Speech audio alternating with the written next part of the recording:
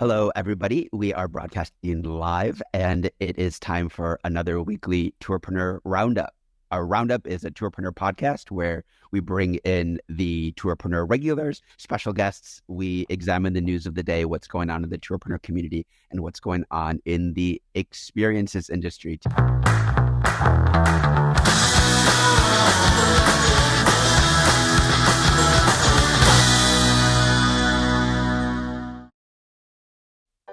Hey, it's Mitch Bach from Tourpreneur here with a quick note before our episode begins. This week's Tourpreneur podcast is sponsored by TripAdmit. TripAdmit has come up with a fantastic new product called Tap to Tip. I remember being a tour guide 20 years ago and just waiting for that awkward moment at the end where your guests fumble into their pockets and whip out cash, or they don't. And that sort of all changed during the pandemic. We stopped using cash, and now everyone's dealing with PayPal accounts and Venmos and QR codes. John McGuire, you're the CEO of TripAdmit. You came up with something new. What did you figure out? Hey, Mitch. We've developed a digital tipping solution for the guides so that the guides, we provide them with a NFC card, which they can tap off the back of their guests' phones. That will open essentially a web app, and then the guests can tip the guides digitally, either by Apple Pay or by credit card or whatever payment method of their choice. Because as you mentioned, it's the world is going cashless, and certainly is timely for the guides to look at digital tipping as a source of income. So no app downloads, no scanning, no typing things into your phone. You just hold this card up to your guest's phone, and voila, they've got some convenient options to tip. Does the web app do anything else? Reviews and ratings. But what we've done is we've taken the reviews and ratings one step further and integrated ChatGPT, so that ChatGPT it allows the guest to input into the review, but also ChatGPT will help write the review for the guest, and they can post it onto TripAdvisor or onto Google or onto the website of the activity book. This sounds like seamless hand-holding to get guests to tip and review. That sounds like money in your guides' pockets and a great service you're providing. If our operators want to learn more, where should they go? Well, if they want to know more, go on to tripadmit.com/tap to tip, and all the information is there. Today, I am joined by Chris Torres and Nikki. Chris, Nikki, hello. Hello. Hello, how are we? It is bright and early on a Tuesday morning here, and I wanted to round up not the week, but just what's been going on lately in Tourpreneur land. And I wanted to start with a quick convo about our first sponsor. So we've been working behind the scenes to create partnerships that bring value to the Tourpreneur community. That means tech companies, tour operators, partners of all stripes and sorts that are interested in being better known to our audience. And our first sponsor is one who's a friend of ours, John McGuire, and running a great company called TripAdmit. And they invented a new product that's not an invention, but it's a streamlining, removing of friction in one of the most frictionful parts of our industry. It's tour guides getting tips and tour operators getting reviews at the end of the tour. Nikki, you were once a guide. You remember the tip dance. How did that feel? Yeah, there's so much stress and so much anticipating, and you tour guide your little heart out, and at the end it's kind of a toss up. Are they going to tip? Are they not? Sometimes they just need an encouragement, but you feel like a little blunt doing it. Is it rude? Should I ask for a tip? How can I do it subtly? It's stressful. It's really stressful. I remember even 15 years ago, you had the eternal excuse of, I'm so sorry, I don't have any cash on me. I'll get you next time. I just got a haircut the other day, and it was funny. I didn't have cash to tip my stylist, and so they said, no problem. And they brought me over to a wall where every single stylist's name was written, and right under it were all of their usernames for Venmo and PayPal and everything else.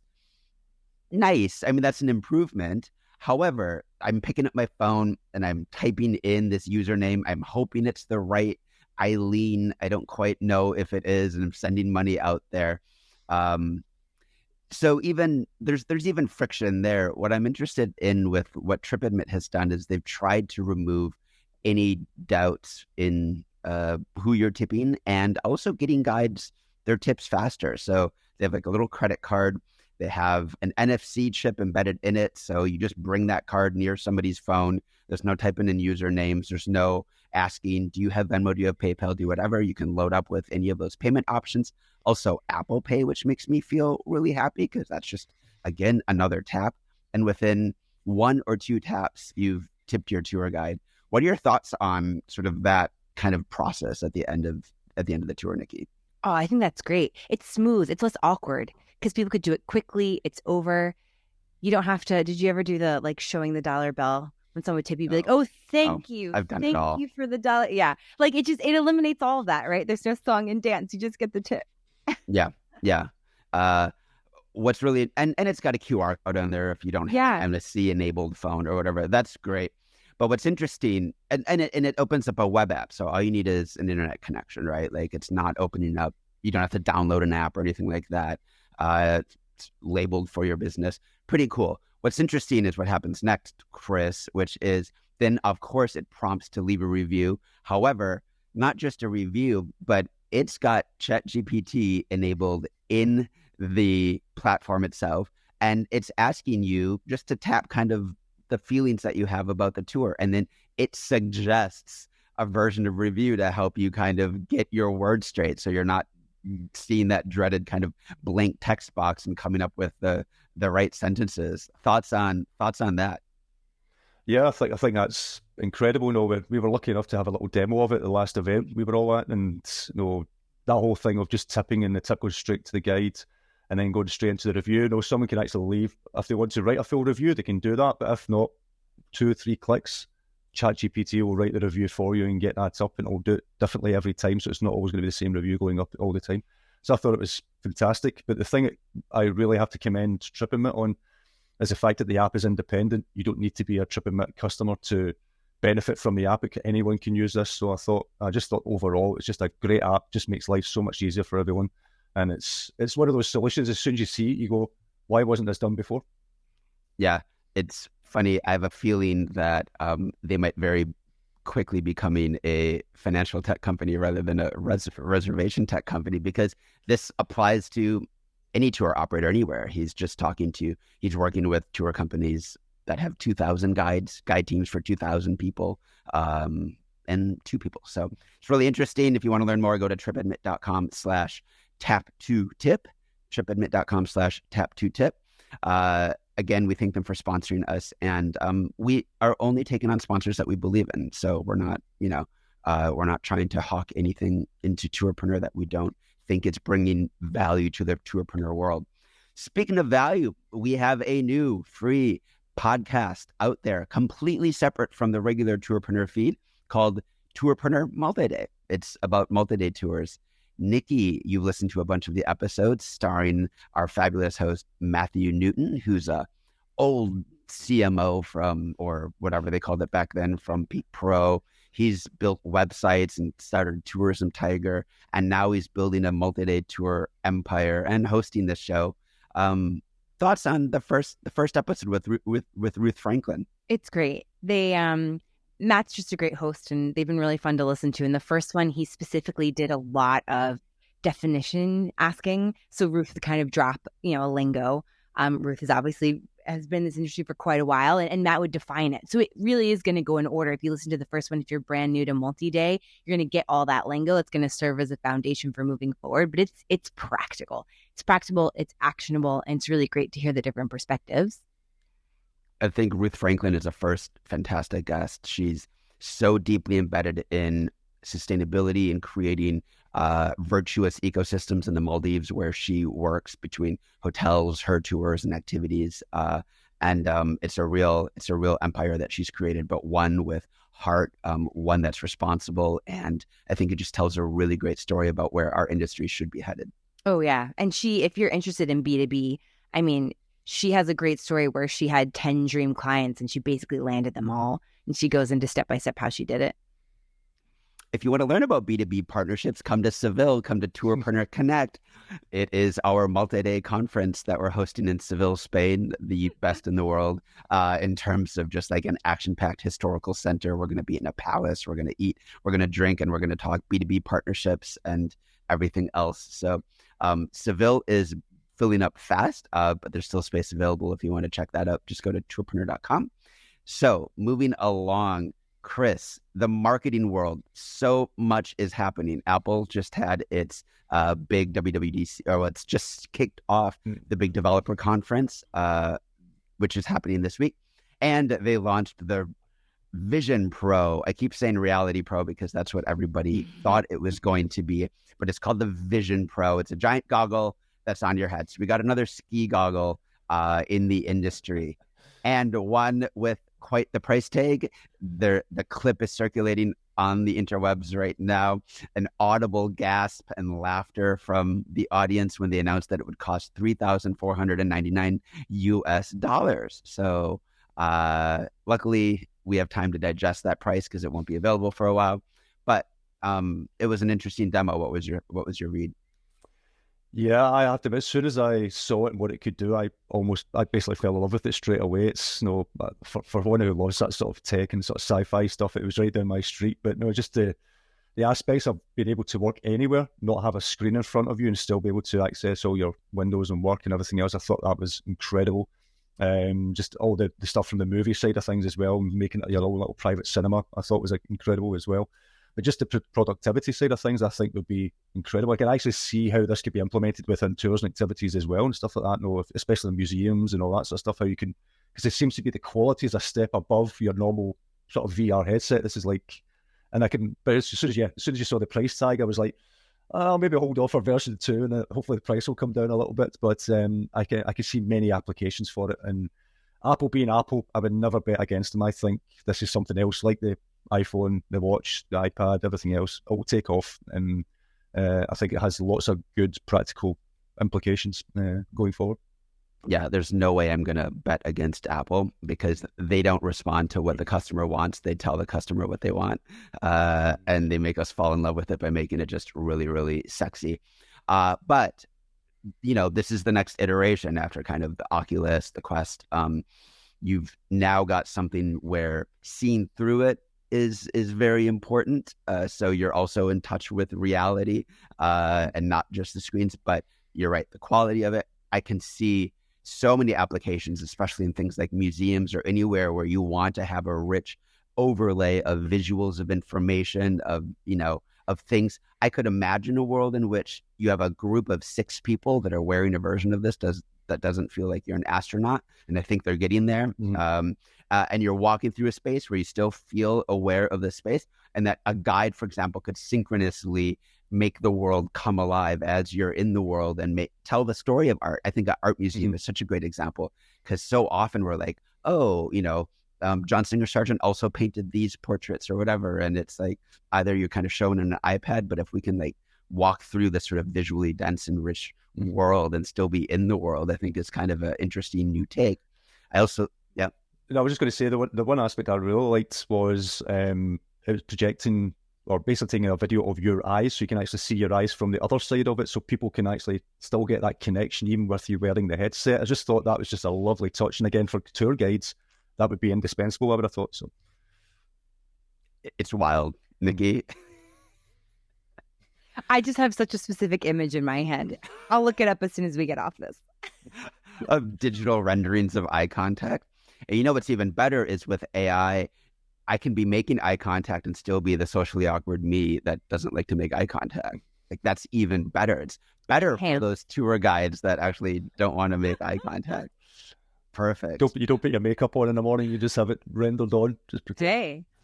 Well, I mean, it's a departure from kind of Meta's perspective of sort of creating this immersive environment in which you are drawn into it, and also a different environment than kind of the world. Whereas And so therefore, like lots of gaming applications and virtual worlds and things. This, I mean, had a total productivity bent, right? Look at how many tabs you can have open in the universe now, and you're not wearing gloves, so it's an interesting bent. I think there are implications for our industry for sure. At least how Chris's office will look and the number of monitors you'll have there. Yeah. Um, uh, in the world of digital marketing, Chris, things have been moving kind of fast. You have Google on the hunt with generative AI search.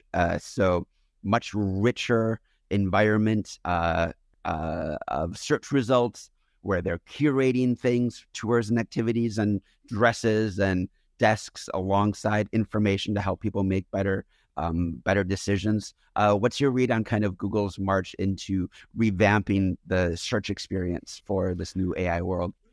Yeah, but they've sort of already been doing it for a long time now. They're just trying to make it more personalized to the users. Sort of rankings and things like that are always going to be important, but they're just going to evolve over time. And as we've always said, as long as you've got really good content on there, Google will look at that content and say, okay, is this going to be right for that particular customer? Similar to how Amazon always recommends things for you because it knows your history when you're looking on for products on Amazon and things like that.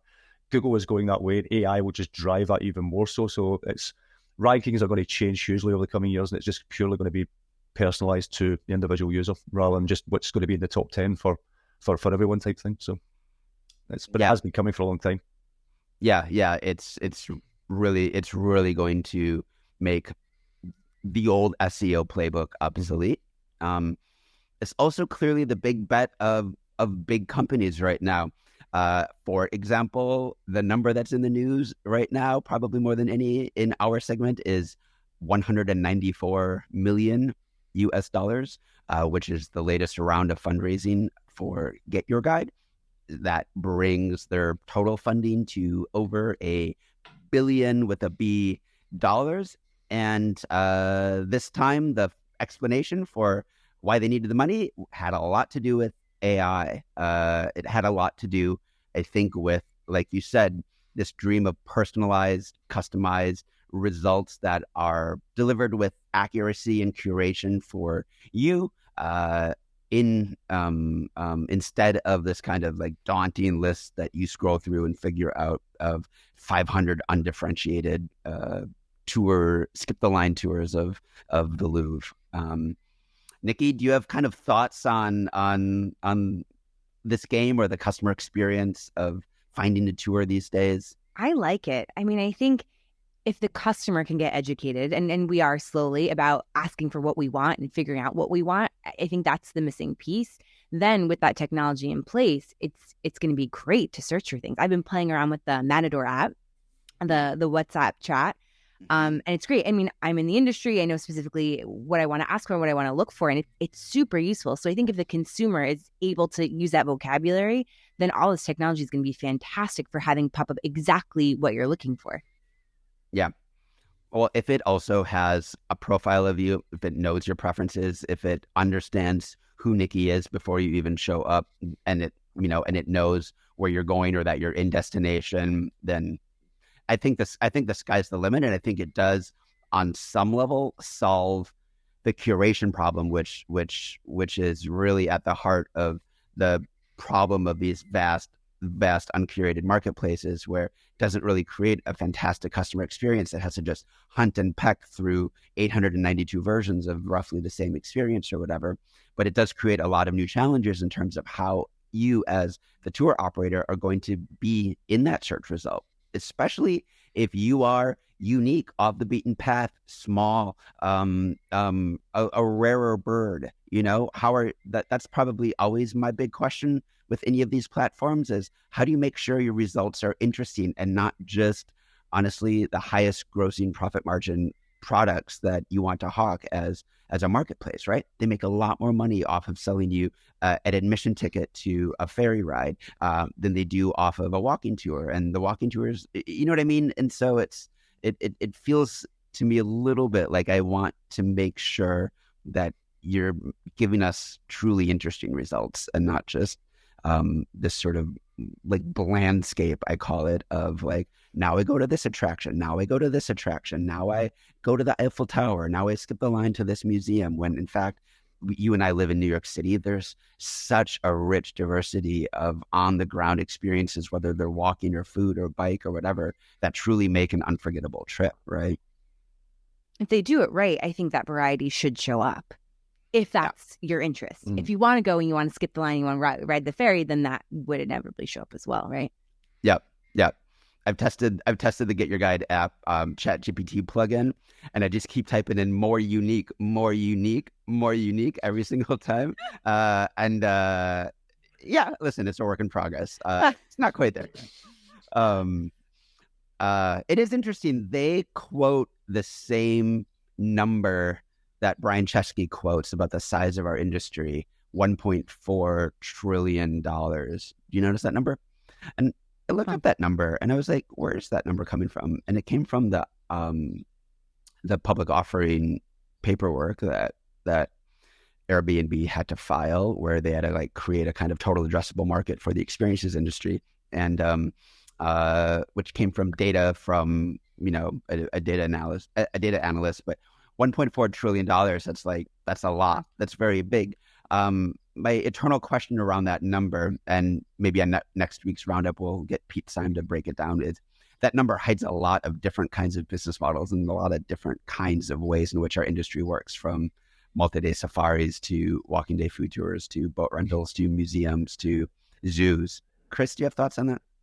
Yeah, I'll be interested to know if attractions are in that, because that tends to get lumped in with experiences and stuff like that, and attractions tend to be a lot more volume based and generate a lot more revenue, so that would skew a lot of the figures, and you tend to find that in a lot of reports, to be honest. So be interested to know if that's in there. Yeah. I'd always like much more granular, like how big is the US food tour market, and because I think those are the kind of numbers that drive business decisions from the operator standpoint and not from just the kind of like IPO investor VC funding standpoint. So I would love that kind of granular data on regional basis, on niche bases, that help kind of our operators understand. The eternal question is, do I actually have customers here? Is this a market, right? Like, I think a lot of operators have ideas for businesses, but they don't necessarily have a business because there's not a customer. And so yeah, anyway, interesting. Chris, Google Analytics 4, 3 weeks away. 3 weeks to go, yeah. So if you haven't changed over, we've told you, as you mentioned in the last roundup, I mentioned this in the very first podcast that we did, and newsletter that we did, it wasn't actually, ages ago, about only a year ago now. So yeah, you've got 3 weeks to swap over from Google Analytics to Google Analytics 4, or GA4 as it's called. So if you don't, and I haven't done already, you're going to lose all tracking within Google. So that needs to happen now if you haven't done it already. Don't leave it to last minute. Speaking of tracking, I believe Meta is also on the hunt with changes to its Facebook pixels. Yeah, so similar to what Google are doing, the Facebook pixel is always going to be there in a certain way, but the way it tracks is going to stop eventually. So I've been getting lots of emails and calls from Facebook themselves, or not, obviously not the main man, but certainly from the team, saying how this is going to be implemented. They haven't got a date yet, but this is going to be implemented in terms that you have to use the Facebook Conversion API, or CAPI as it's called. You have to start using that, because eventually they're going to stop tracking through the cookie methods, because of the whole ISO 14 thing. I think it happened a few years ago now, where it's making you harder to track results and stuff like that. So you have to use the Conversion API. Downside to that is, unless you have a developer to develop on your server to then track that information, you have to use a third party. We tested using AWS, Amazon server, and it was getting quite expensive, and that was only 2 sites that we were running through that. But you can use other platforms like Zapier. So we're testing Zapier, and that seems to be working quite well. Zapier is a lot more cost effective. So you can connect your Facebook pixel to Zapier, and then have Zapier send information. So say you've got a website form on your website, that will then, using Zapier, connect that through the Facebook Conversion API, so you can then track how many people have filled out a form, for example. If your booking platform, and this is actually a little bit of a call to arms for all booking platforms, some booking platforms already connect to Zapier. So Peak Pro, Fair Harbor, Resday, and a few others do already connect. Most don't. So if you're doing that, you can then track booking data and have your bookings, any bookings happening within your system, then get tracked into the Facebook Conversion API, which will then open up a whole bunch of stuff for Facebook ads and tracking and retargeting and various other things as well. So if your booking platform isn't on Zapier, get onto them. It needs to happen, because once Facebook stops tracking through the cookie method, you won't be able to do Facebook ads. So it has to happen. So it's a bit of a call to arms to all the booking platforms. Great info. I want to end by talking about two of the small groups that have been running in our Tourpreneur Plus membership community. So TP Plus, you get access to a whole bunch of new people. Nikki, you just hosted a session with a content creator, with an influencer, talking about well, what did you talk about? What did Jordan's workshop look like? It was so good.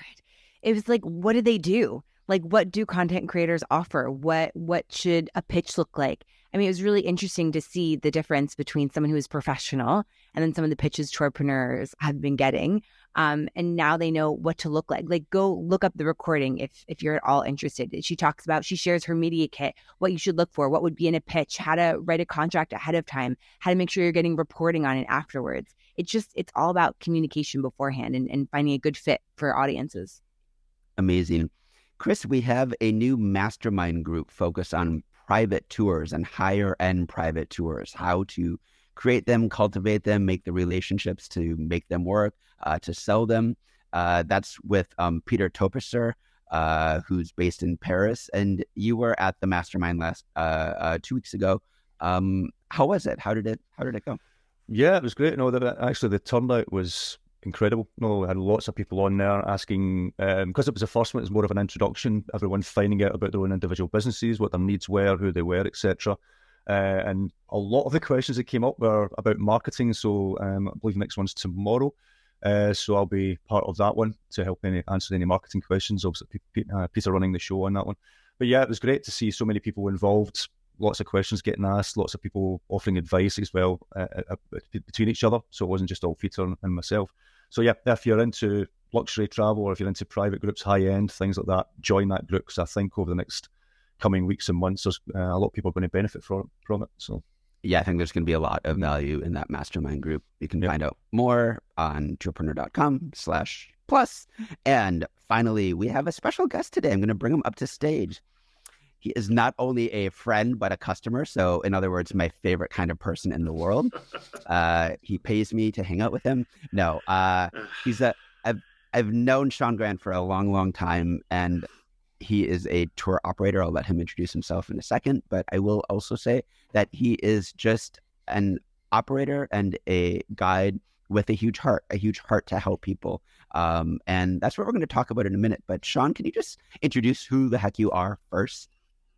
Yeah, so my name is Sean Grant. I live in Washington, D.C. I own a multi-day tour operator company, Great Falls Travel.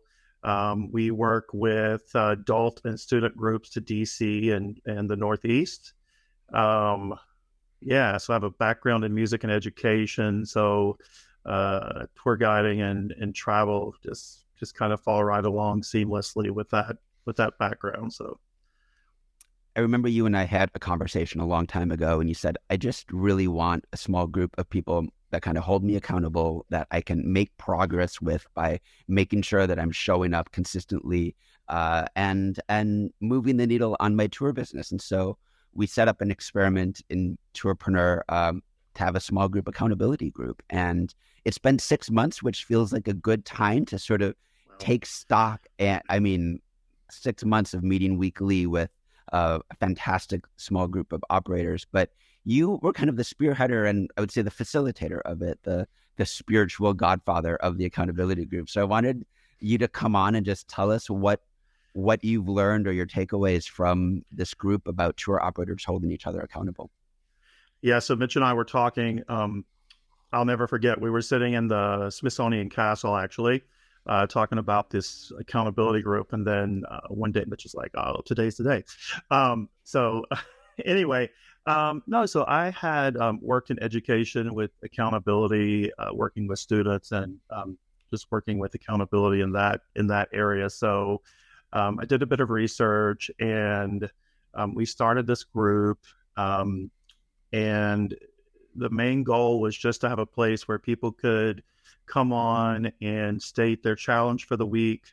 Not a problem solving session, just a session to step on quickly and say, this is my challenge for the week. We would go around the room, and then the second round, we talked about what challenges we solved from last week. And then our group kind of evolved a bit because we had some very interesting operators showing up. We think we started with around 20 people. And we kind of narrowed down to, I think, about 7 regular participants each week from various aspects of the industry. I mean, we have a food tour person that shows up regularly, that gets up early. She's in Portland, Oregon. Sherry, she shows up regularly. Then we have multi-day tour operators that service Italy. Myself, a student tour operator. People brand new to the industry. So Battlefield Tour operator, John Canister, who's probably the top participant. So he gets that award. But, we just go around the room and talk. And then it became very evident that some of these folks wanted just to continue to talk. So as you know, travel and tour people like to talk a lot. So it was a bit of a challenge at first to keep the group very focused and say, we're just going to talk about our challenges and what we accomplished last week. And then we'll open up the session and we can just hang out and talk as an industry after that. So our meetings, typically people, do the round robin within about 10 minutes. And then after that, we hang out for about 45 minutes. So it's been a great place, I think, just to see the achievements of people in the industry who are new, who have been here a while, that never really felt like they had a place to fit in. I mean, I think that's something Mitch and I have talked a lot about. This industry, being a tour operator, is a very solitary experience because nobody wants to talk shop with you.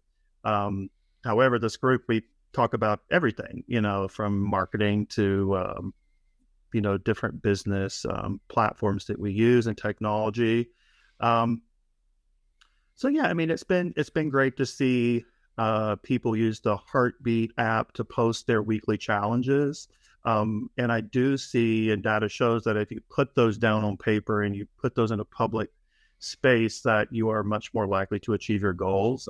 We have a couple of people that regularly posted there, and they regularly were accountable. I mean, sometimes people would come back and they're like, we didn't make it. And that wasn't really the point of the group. It's just, the point is just to say it. And, I took notes every week and I said, how do we do on this? And they just reported and we just updated the notes and moved on. So, yeah, it's been really good. It's been a learning experience for me, just to be a better listener in that kind of forum and to try to give feedback on what people are asking. But one way I think it's really helped me is that sometimes our goals are so huge that they're overwhelming. And through this process, I've learned to sort of micro goal, break it down to the smallest goal or smallest actionable item sometimes, just to get it moving, the do something model that I adopted several years ago.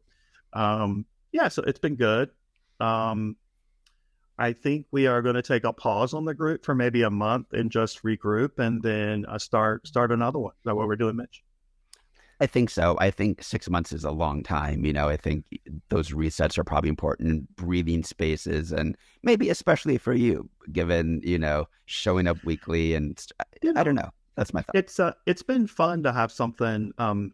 It's kind of fun to me to have something that's, like in the tour operator world, being sort of very nebulous in a lot of ways. When you work by yourself, it's like, oh, I don't really have to be anywhere. I just have to work. But that day on Monday, I know I'm going to see some friendly faces and I could discuss my challenges. It's just not all about them. It's about me sometimes. So, but yeah, I was kind of shocked. I mean, the Heartbeat app is what kind of smacked me in the face the other day when I was reading through the thread or something, and it said 6 months ago, when I actually had to go back and count. I was like, we've been doing this because it doesn't seem like 6 months.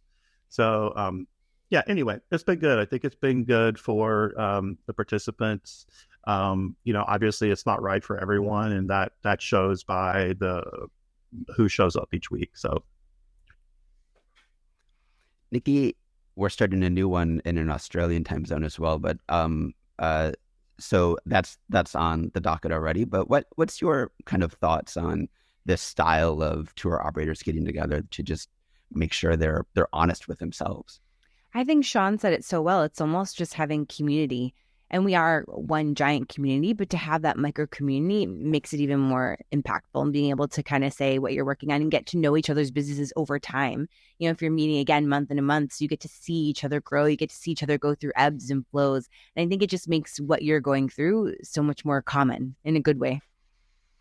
It's almost like having lots of little mini business coaches all around about you, trying to help you out. So it's almost better than a coach, though. It's a business therapist, because the job is for you to actually make the work happen internally rather than just receive the answer from somebody else. And that's harder. That's a harder process, but it does equate to more, I guess, personal growth as a business owner.